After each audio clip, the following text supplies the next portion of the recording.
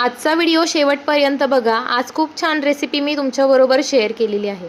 तर आज तुमच्यासोबत मिक्स डाळीचे टम्म फुगलेले जाळीदार आप्पे याची मी रेसिपी शेअर करणार आहे.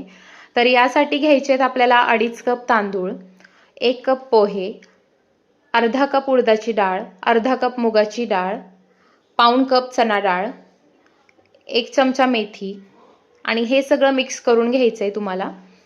त्यानंतर याला छान पाण्यामध्ये स्वच्छ धुवून भिजवून घ्यायचं आहे.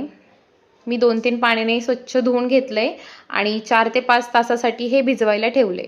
त्यानंतर हे भिजवून झाल्यानंतर आपल्याला हे मिक्सरमध्ये छान बारीक फिरवून घ्यायचं आहे आणि याला 8 तासांसाठी फर्मेंटेशनसाठी ठेवायचं आहे. आणि 8 तासानंतर तुम्ही बघू शकता किती सुंदर हे पीठ तयार झालेलं आहे आणि याचं खूपच मस्त आप्पे तयार होतात.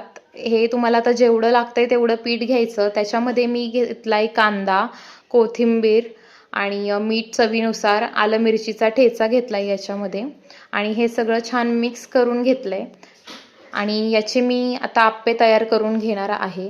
सो हे आप्पे खूपच भारी होतात. तुम्ही आता बघू शकता खूपच छान होतील हे आप्पे.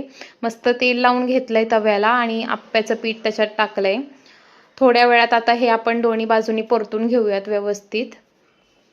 दोन्ही साईडनी हे तयार झाले आपले सुंदर असे आप्पे. कशी वाटली रेसिपी नक्की कमेंट करून सांगा. Thank you so much.